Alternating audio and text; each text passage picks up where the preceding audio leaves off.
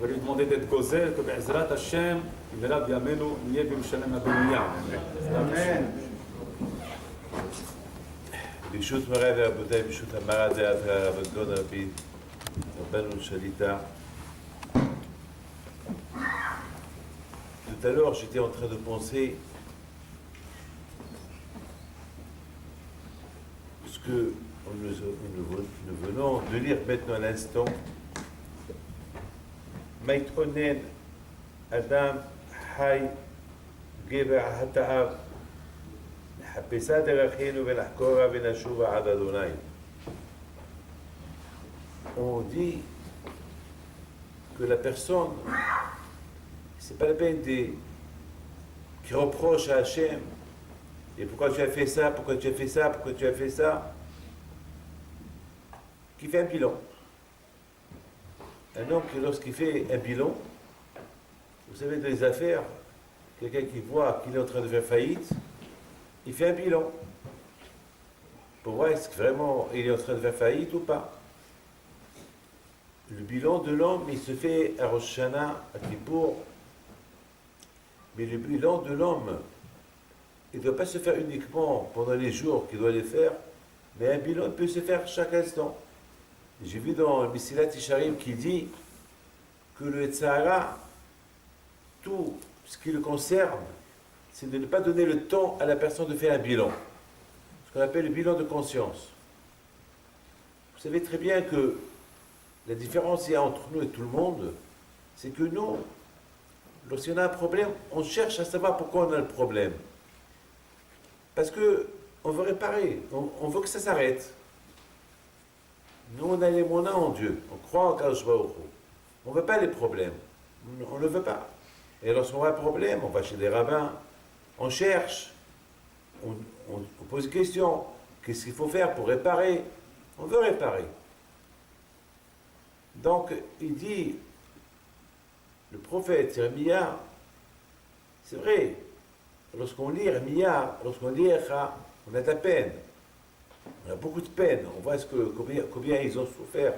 Nos parents, les femmes violées, assassinées, tuées, égorgées, allées en exil, pendues, 3 semaines, de 17 Tammuz jusqu'à Tisha B'Av, ils ont presque détruit des millions et des millions de juifs qui ont été tués pendant ces 3 semaines. On se révolte. Ne croyez pas que la Shoah qu'on a traversée il y a une 60aine d'années en Allemagne, c'était la seule Shoah qu'on a eue. On a eu pas mal de Shoah dans la vie. Pas mal. On a eu l'Espagne, on a eu beaucoup. Et la plus grosse, je pense, c'est celle d'Israël. Aujourd'hui, parce qu'on n'a pas de chiffre exactement combien ils sont morts. Aujourd'hui, on sait qu'à Auschwitz, on a eu 6 millions de juifs, mais peut-être un peu plus. Mais à l'époque du premier temple, le deuxième temple, vous n'avez aucune idée. Alors, ça révolte, on se pose des questions. Et tu dis, le prophète, c'est pas la peine. C'est pas la peine de se poser des questions. Fais un bilan. Au lieu de se poser des questions, on se pose des questions, tu risques de nerver à Kadosh Baruch Hu, et toi aussi tu reçois un coup. Alors, fais plutôt un bilan pour que ça arrête, pour qu'il n'y ait pas de choix, d'autres choix, Shalom qu'ils arrivent. Tout à l'heure, en venant ici, j'ai dit à Moshe Merali, dis-moi les dernières informations qu'il y a en Israël. Je lui ai demandé. Il a pris le jour, il a allumé son téléphone. Il me dit qu'en Israël, 40% des Israéliens, ils ont peur qu'Israël va se détruire avec la bombe atomique. 40% des Israéliens. C'est énorme. C'est énorme, 40%. Ça veut dire, je ne sais pas combien de Juifs il y a en Israël, mais 40% qui pensent, ils ont fait des statistiques, 40% ce soir, 40% ils ont la crainte. Alors celui qui entend ça, il va dire quoi alors? On va pas aller en Israël alors. Mais même ça c'est fini alors. Et la peur. Mais de l'autre côté, je dis continue. Il me dit, après il y a les statistiques, il me dit, et quant à le ta'anit de Tisha B'Av, 1 sur 3 est jeune. Je dis 1 sur 3 est jeune, c'est énorme. 1 sur 3 qui est jeune. C'est énorme. Quoi? C'est 1% qui est jeune, c'est ça qui avait annulé. C'est tout zéro ce qu'ils peuvent avoir. Lorsqu'on entend des choses comme ça, il faut savoir que ce n'est pas qu'en Israël qu'il faut avoir la crainte d'une guerre mondiale. Aujourd'hui, la crainte, elle est partout. Elle peut être partout, partout, partout. N'oubliez pas qu'au Pakistan, ils ont la balle atomique. Et l'Iran, elle est en train de bien la préparer. La Corée, elle l'a. Les grandes puissances, ils l'ont. Vous savez, aujourd'hui, à Chemichmore, avec un virus, je ne sais pas quoi, il peut déclencher une guerre sans que personne appuie sur les boutons. Aujourd'hui, quelqu'un fou qui sait bien jouer les ordinateurs, il peut déclencher une guerre. Donc, la guerre, elle peut y être, pas qu'en Israël, dans le monde entier. Mais au lieu qu'on perd le temps, c'est qu'on a fait du monde. Plutôt, pensons un peu positif. Quand Mashiach il va venir. C'est ça, il faut beaucoup penser un peu positif. Quand le royaume d'Hachem il va se rétablir. Et c'est la raison pourquoi il dit le prophète, c'est quoi le mot nahkora? Faire des recherches. Faire des recherches. Je cherche. Comment? Quel moyen? Par quel moyen? Faire un bilan, réparer. Qu'est-ce que Hachem veut de moi? En faisant ça, on a toutes les réponses. On va répondre toutes les réponses. Une fois, j'étais dans une Brit Mila. J'étais sandak, et je rentre pour être sandak. J'étais content, j'étais sandak, j'ai entendu mon nom, et j'ai fait le kidouche. J'étais très content. Et ouais, je me lève pour sortir. Il y avait trop de monde, je pousse un peu, je suis passé un peu, en poussant un peu, j'ai un peu frotté les mains contre le mur, et hop, j'éteins la lumière. Non, ça va, je l'ai éteint, j'allais l'allumer. Shabbat. Tout de suite, je me suis rappelé, je dis, attends, Shabbat. Et j'ai commencé à réfléchir. Voilà, ça m'est arrivé. Comment? Je suis sandak, j'entends mon nom, je suis heureux. Et pourquoi quand je l'a fait que en se frottant le mur, j'ai allumé j'ai commencé à réfléchir. Et à un moment donné, mes amis, j'ai commencé à réfléchir, j'ai dit, 100%, qu'il doit y avoir quelque chose, que j'ai fauté le Shabbat, quelque part, et j'ai pas fait attention à ce qu'il fait à Kashbaoku, il fait que je pense que sauf faire exprès, j'allume la lumière Shabbat pour que je réfléchis. Et j'ai trouvé la raison. Maintenant, c'est pas le moment de vous dire, mais j'ai trouvé la raison pourquoi j'ai allumé. Les Happesa de la Rénon. Vous savez, mes amis, je voudrais vous raconter une histoire que la Gemara, c'est écrit dans la Gemara. L'Ostitus, comme ce soir, il voulait détruire Beth Amikdash, il a eu peur. Il a eu peur, hein. Il a dit, je détruis pas. Et la fin, il dit, ce soir, il faut détruire. Ces juifs-là, il faut que je finisse avec eux. Parce que je peux pas, avec tout le massacre qu'il a fait pendant 3 semaines, de Tammuz, de 17 Tammuz, quand je c'est pas possible. Avec tout ce que j'ai fait, je ne peux pas laisser ce Beth Amikdash comme ça. C'est le symbole du judaïsme. Je peux pas aller, il faut que je les détruis et je te coupe espoir de leur avenir. Il a eu peur. Mais ici, leur Dieu se venge de moi. Comment je vais faire? Ça veut dire que même si il a eu peur. Il a eu peur. La Gemara dit dans Gittin, Titus, il a pris le Sefer Torah, il a étalé par terre, il a porté une femme, il a violé la femme dans le Beth Amikdash, sur le Sefer Torah. Tu lis ça, tu te révoltes. Tu lis ça, cher, attends, où tu es? Tu permets à ce mamzer-là de prendre ton Sefer Torah dans ton Beth Amikdash, il la viole, et après il déchire le Sefer Torah, après il tue la femme. Comment tu fais ça? Tu lis ça chez toi? Eh bien, je n'ai pas d'honneur. Je me suis un peu levé, j'étais un peu vexé, j'étais pas bien. Je dis, comment non, on fait caveau de Sefer Torah? J'aime. Après, je commence à réfléchir. Je dis, David, mais t'es fou. Qu'est-ce que tu es en train de te poser la question? Mais lorsque quelqu'un il touche une femme nida, c'est écrit dans la Torah, ne pas toucher une femme nida. C'est écrit dans la Torah, ne pas toucher une femme nida. Ça veut dire que Un homme, Rabotai, qui touche une femme Nida, il va avec elle, eh bien, comme si il va avec elle sur un Sefer Torah. Ben, c'est écrit dans le Sefer Torah. Beaucoup des fois, on pose des questions, mais il faut réfléchir. Beaucoup des fois, on se révolte. Par exemple, lorsqu'on ne fait pas Shabbat, eh ben, c'est comme si on prend un Sefer Torah, on le déchire. C'est déchirer la mitzvah que la Torah. Ça veut dire, alors, au lieu de se poser, avant que tu te poses la question sur Titus, ce qu'il a fait, pose-toi la question sur toi-même. Titus, c'est un goy. Ce qu'il a fait, c'est pas ce qu'il fait. Mais toi, tu es juif. Toi, tu sais ce que tu fais, c'est péché. Alors, en faisant ce que tu fais, c'est pas peine de poser des questions sur Titus. C'est ce qu'il dit le prophète. Il faut réfléchir. Lorsqu'on réfléchit pourquoi on traverse tous ces problèmes, eh bien, il y a des solutions. La teshuva. Comme il dit bien à la fin, je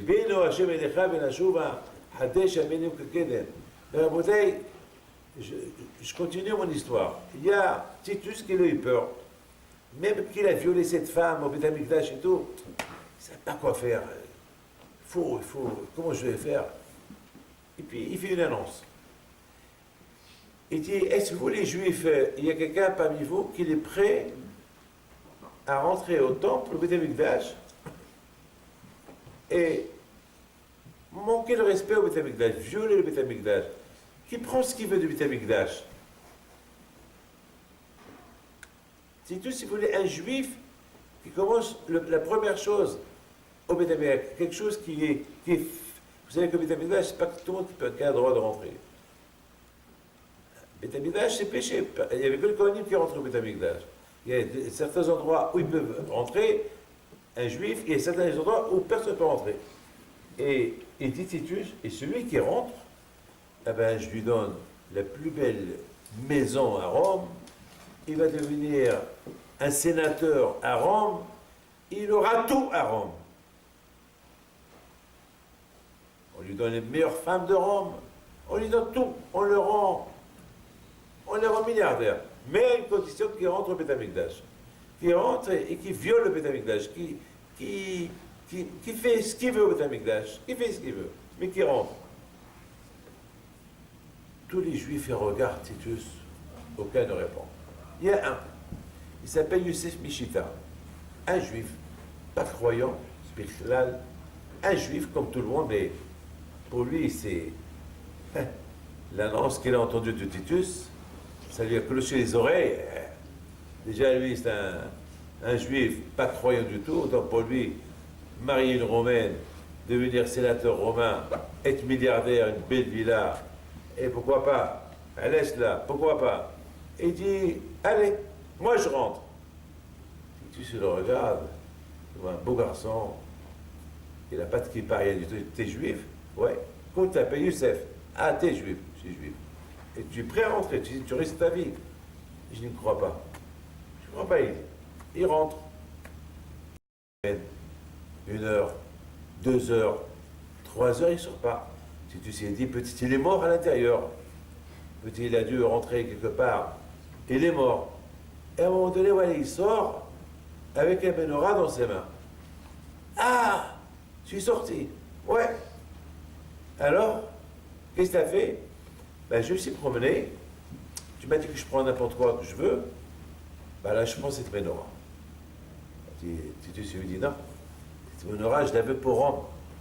Parce que cette menorah, je vais montrer à Rome ce que j'ai fait au Beth Amikdash, que j'ai détruit le temple.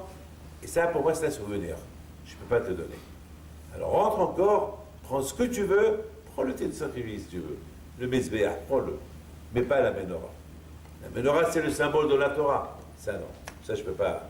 Tout mon ignan à moi, dit Titus, c'est de montrer aux gens que les Juifs, ils ne dépendent pas ni de leur Dieu, ni de leur Torah. Ils dépendent, mettons, de Rome. Il n'y a plus de Torah, il n'y a plus de Beth Amikdash, il n'y a plus d'Israël, il n'y a plus de Jérusalem, il n'y a plus rien. Alors, cette menorah, s'il te plaît, tu la laisses à sa place, et rentre et prends autre chose. Non. Je ne peux pas. Déjà, j'ai fauté devant Dieu, que je suis rentré. Déjà, j'ai fauté que je ne mets pas la kippa. Déjà, j'ai fauté que j'ai mangé du taref. Déjà, j'ai tellement fauté dans ma vie. Maintenant, je vais montrer à Dieu que je l'aime. Cette menorah, c'est le symbole de la Torah. Cette menorah, je vais la prendre pour confirmer à tout le monde que la Torah, Am Israël Hay, la Torah elle est vivante. Tu sais, écoute-moi, tu es en train de donner un cours de Torah ici. Un rachat comme toi, tu nous donnes un cours de Torah. Maintenant, tu poses la menorah, tu rentres. Sinon, je vais te couper tes mains, je vais te couper tes pieds, je vais te couper en morceaux, je vais couper ta langue qu'elle a parlé. Tu vas mourir d'une mort que aucun ne peut imaginer ce qui va t'arriver. Il dit, fais ce que tu veux, moi je ne rentre pas encore une fois. Déjà j'ai fauté en rentrant une fois, je ne veux pas refauter la deuxième fois. Et Titus, il a tué d'une manière tellement cruelle, et à chaque seconde qu'on lui coupait un membre de son corps, Yosef Mishita, il criait, il dit à Hachem, pardonne-moi les fautes que j'ai faites avec ce doigt, pardonne-moi les fautes que j'ai faites. Jusqu'à la fin, lorsqu'il lui coupait la tête, elle a fait Shema Israël, une voix du ciel qu'elle sort, elle dit, Yosef Mishita, tu as Helek l'Olam Haba.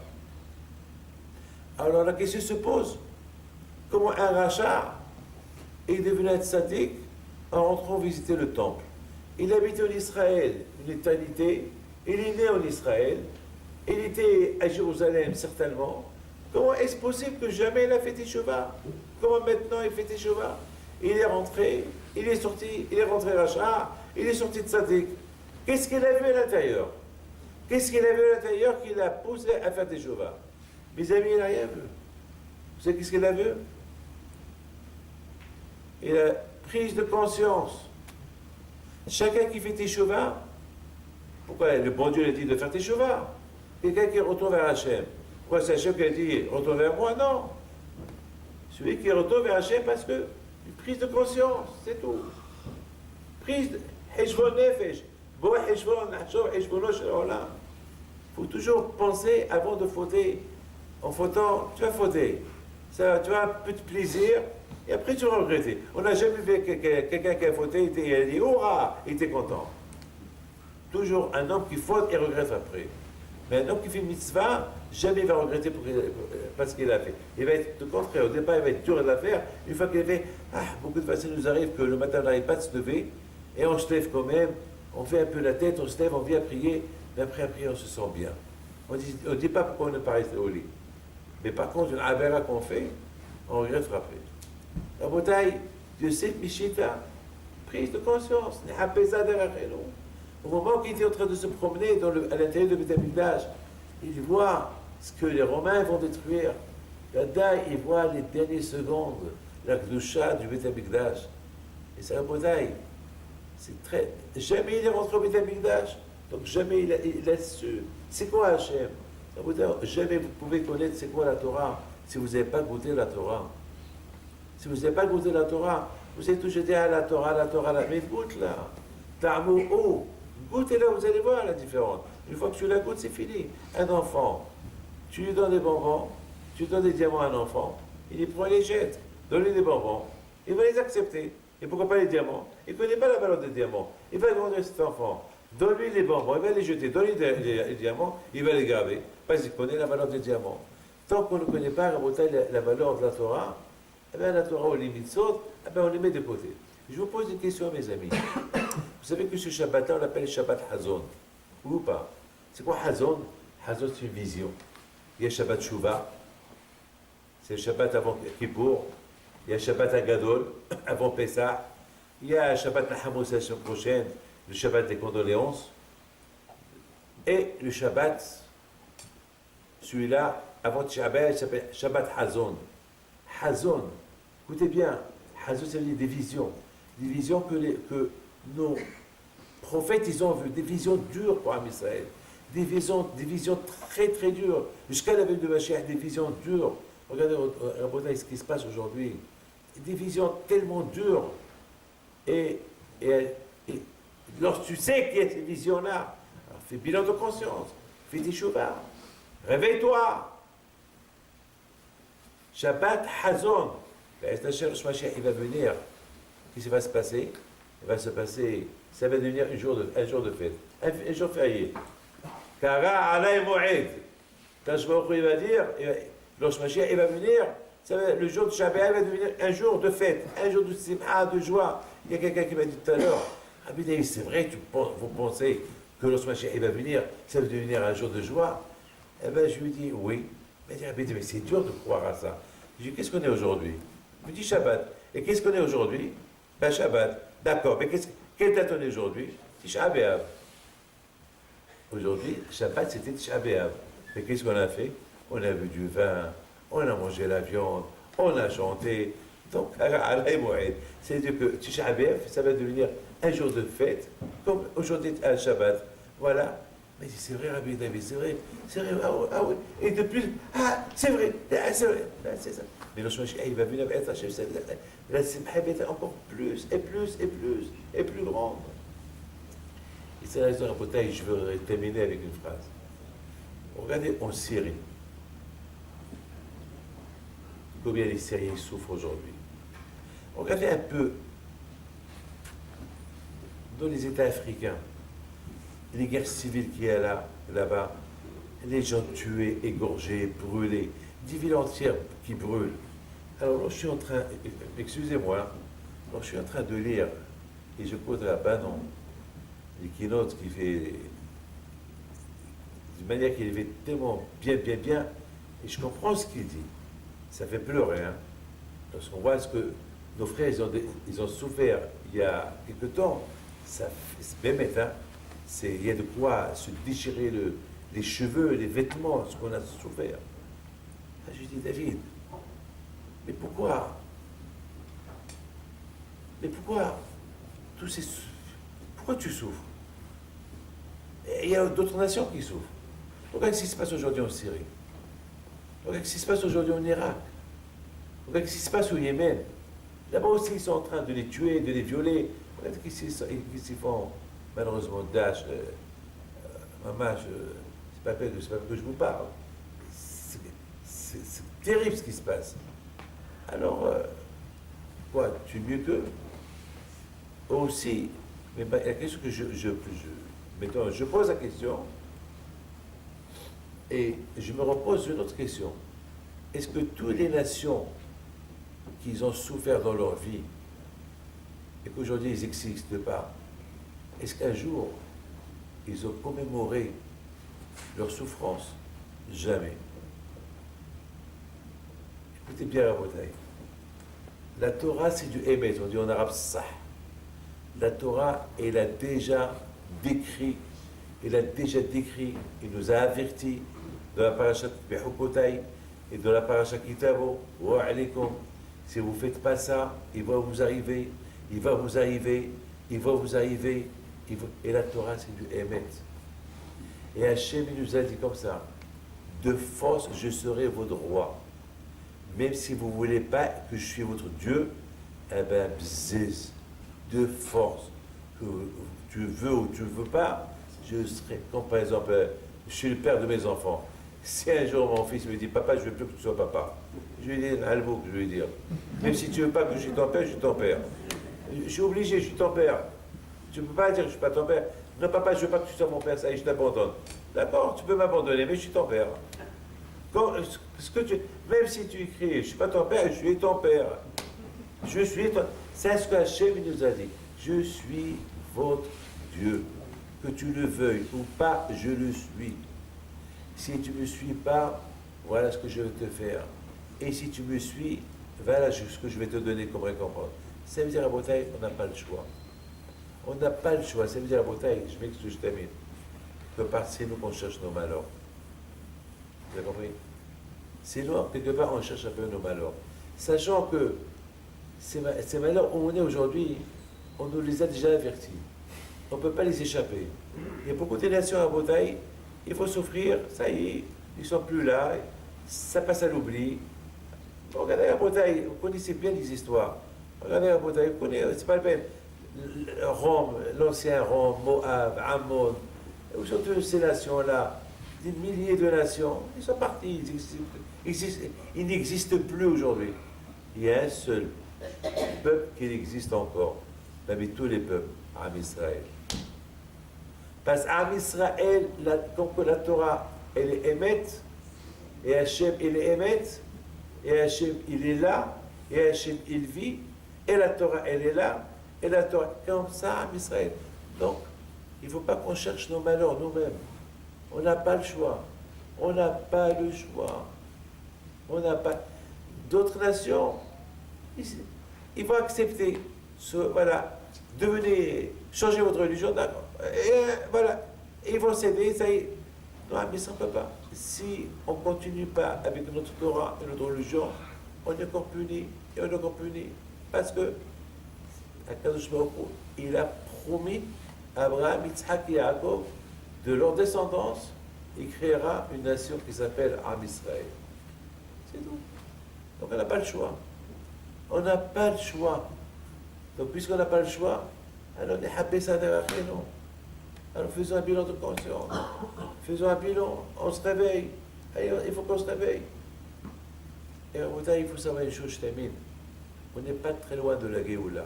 Mettez ça dans votre... Mon père, Alav Shalom, quand il était vivant, il croyait qu'il allait voir un Mashiach dans sa vie. Quand Baba Saleh aussi, il croyait qu'ils avaient ils étaient, lorsque je parlais avec mon père, beaucoup de fois, lorsque je le voyais parler, on dirait que je vivais pendant qu'il parlait, que ça et Mashiach, il va venir d'une seconde à l'autre. Et chaque fois, il me dit, David, c'est quoi les informations de le monde?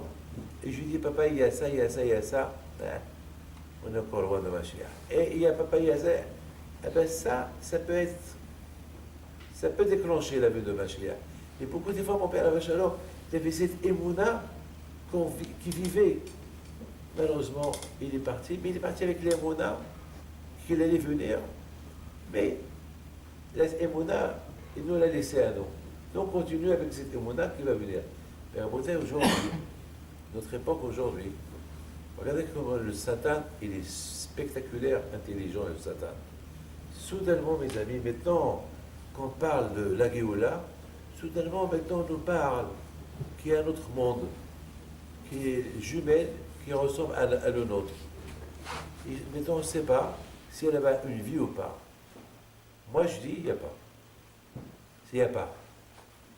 Il y a déjà, pour envoyer là-bas un son, ça prend 2500 ans. Le Beth Amikdash, il a été détruit il y a 1947 ans. Ça veut dire à Botaï, toutes ces informations qu'on nous apporte, et pour nous éloigner un peu et nous donner des doutes.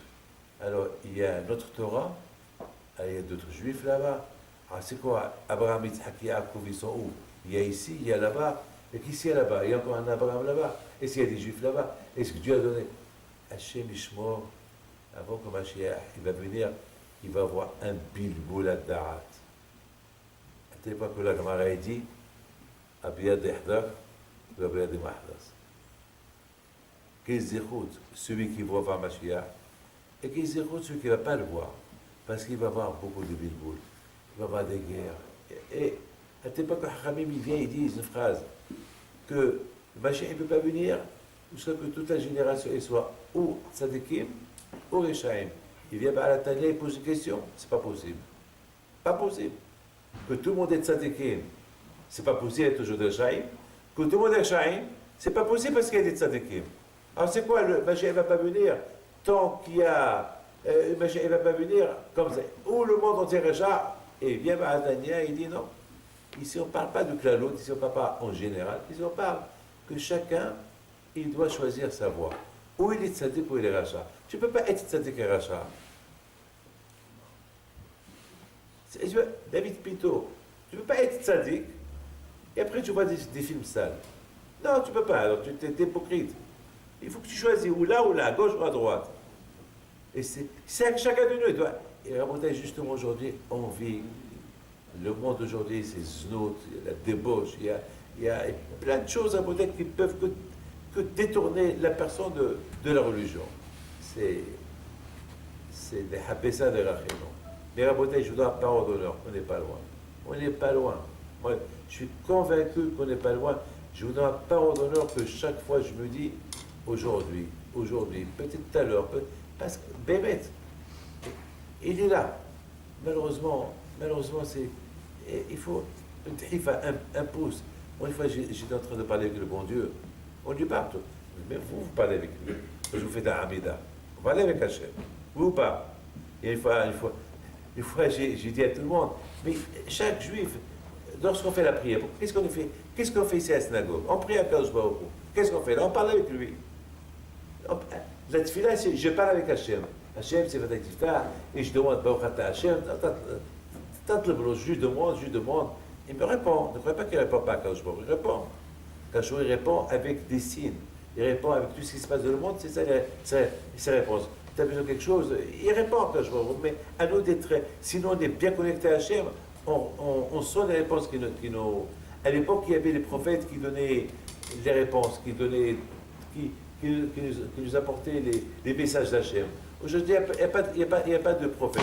Les messages d'Hachem, ils viennent avec ce qui se passe dans le monde, c'est ça les messages d'Hachem. À côté, c'est comme ça. Une fois, j'étais en train de prier à Kadosh Baruch Hu, j'avais besoin d'argent. Et alors, qu'est-ce qu'il fait à Kadosh Baruch Hu? Il me le donne. Comment il va me donner?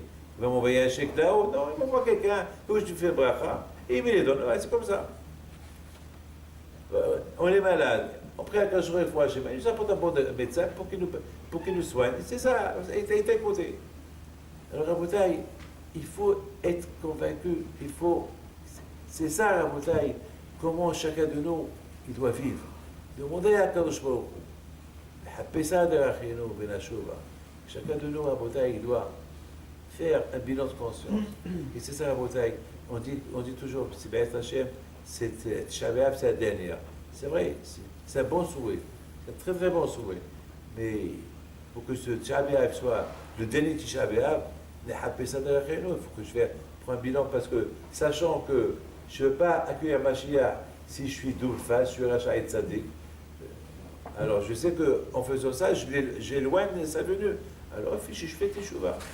Et c'est pas facile la Teshuvah, c'est très dur la Teshuvah. Mais à Copen Rabotaï, chacun de nous, il doit faire des efforts. Vous savez, Rabotaï, celui qui veut réussir, il faut être convaincu avec la Torah, il faut étudier. Hachamim ils disent, pourquoi Yerushalayim a été détruite, Al-Ozvam Torati, parce qu'ils n'ont pas étudié la Torah. On peut, même la halakha, c'est l'étude de la Torah. Pour être juif, il faut un programme. On croit qu'on connaît tout. C'est pas vrai. On ne connaît rien du tout. On découvre. Avec la halakha, bon, parce que vous avez un scout, vous avez un dayan, un arabe, de ce makom kadosh-là, il faut en profiter. Il faut profiter le Shabbat, pendant la semaine. Il faut en profiter. Il faut beaucoup en profiter.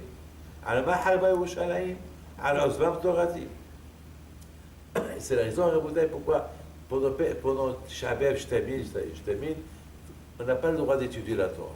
Alors, c'est pourquoi? Pourquoi on n'a pas le droit d'étudier la Torah? Alors, on nous dit, parce que la Torah, elle nous rend heureux. Je vous pose une question. Une fois, j'ai bombardé une communauté. Je lui dis, on va étudier un peu la Torah. Une communauté, je ne peux pas vous dire où. Alors, il y avait d'autres, ils m'ont dit, mais c'est péché. Je dis, non, on peut étudier. Ils m'ont dit, mais c'est péché. Je dis, où c'est écrit c'est péché? Eh bien, tout le monde dit que c'est péché. Alors, je dis, moi, je vous dis que c'est pas péché. Venez, on va étudier. Et on prend les grands, on va étudier. Alors, ils me disent, mais c'est péché. Je dis, mais moi, je suis Rabbi David, je vous dis que c'est pas péché. Viens, on va étudier. Ah non, c'est péché. Je lui dis, moi, tu fais Shabbat. Il me regarde. Non. Et c'est péché.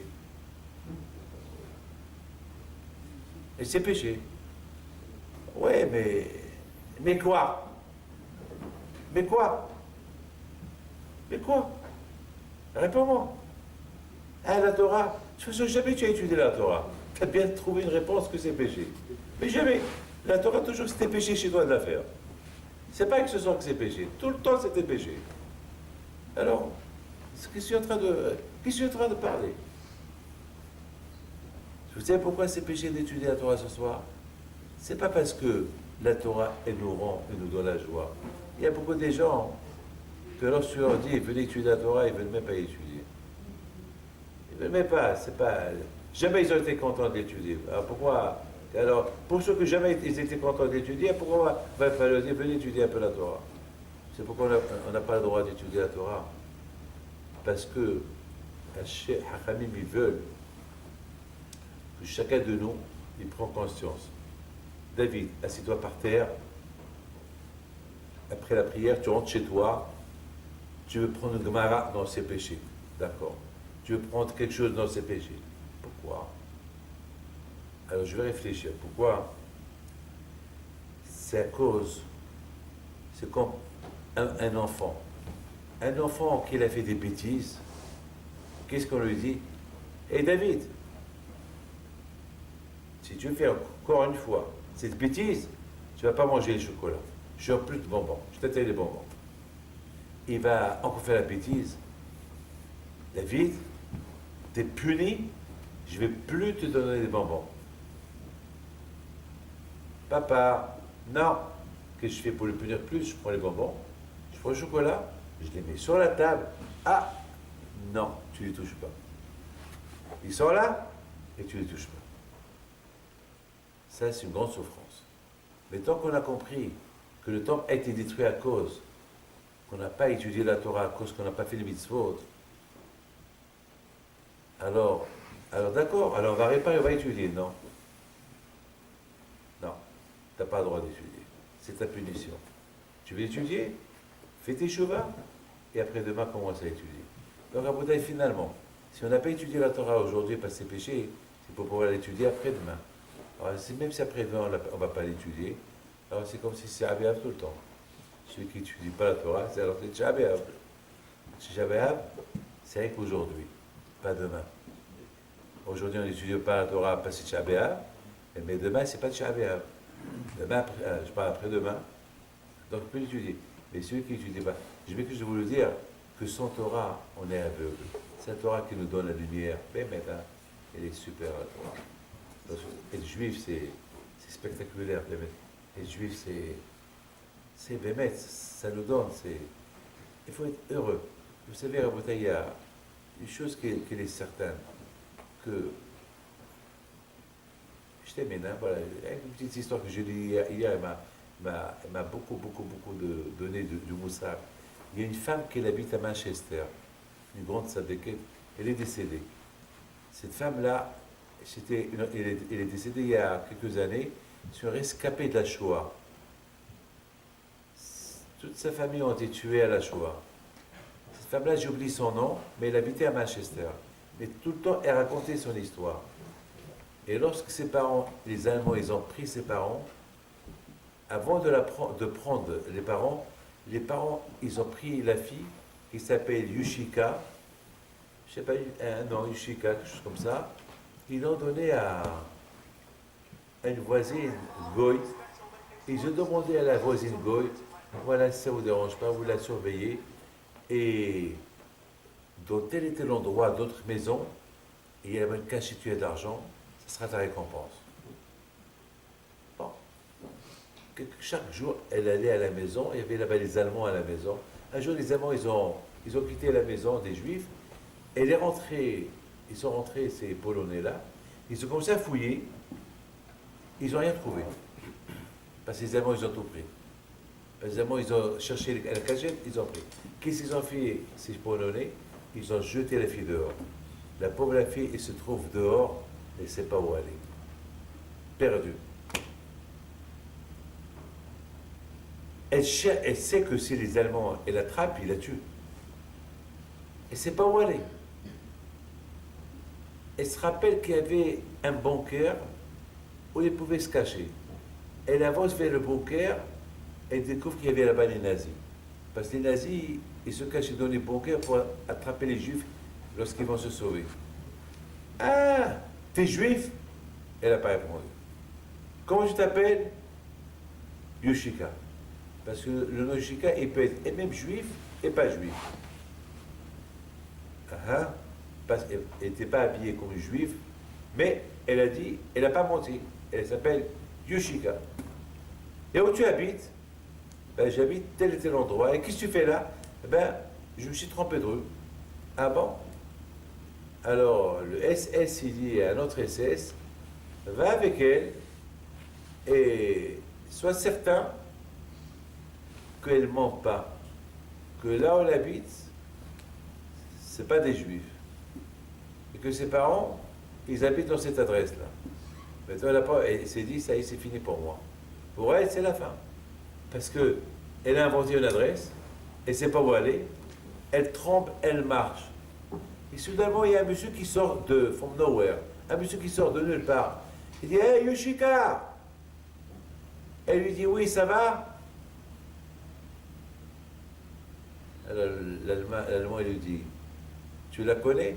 Bien sûr, c'est ma cousine. Il a lâché. La juive, elle voit le SS partir et se retourne pour voir ce monsieur-là, ce Polonais, il a disparu. Alors elle, cette femme-là, cette rabbinite, elle raconte et dit, c'est qui ce monsieur qui m'a appelé Yushika? C'est qui? Je ne sais pas c'est qui, mais ce que je sais, que celui qui ne cache pas son identité juive, mais la Shameim, ils vont l'aider pour le sauver. En Bretagne, c'est ça, Tisha B'Av.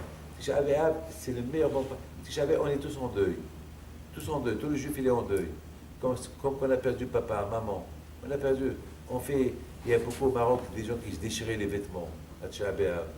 Maman, ils se déchiraient. Ils mettaient des cendres sur eux. Ils s'assoient par terre, ils pleurent. Parce que vraiment, on a perdu la Shrina, on a perdu le Beth Amikdash. On est le deuxième, on est encore là. Et Hachem Miskin, il est encore en exil. Akash Baruch Hu, Ad Matay, Ozra Bat Shvi, à travers ça, Akash Baruch Hu, Miskin, il souffre lui aussi. Lui aussi, il va être chez lui. Il va être au Beth Amikdash. Vous croyez que tout le monde se moque de lui? Quel bisionote il a, le bon Dieu. Quel bisionote. Il souffre à Kadosh Baruch Hu. Et c'est justement Rabotai, c'est ça Tisha B'Av. C'est pendant ces moments-là, Tov Lechet Evita Ebel, mais Lechet Evita Mishtiti Shtuma Melech. Aujourd'hui, on est tous des Abelim, ce Chobab et Amikdash. Donc c'est un bon moment de Teshuvah, c'est un bon moment de prise de conscience, c'est un bon moment qu'on peut bien mettre, se rattraper et approcher la venue de Mashiach, qui sera Be'ez Hashem, Biyameinu, Amen, Amen.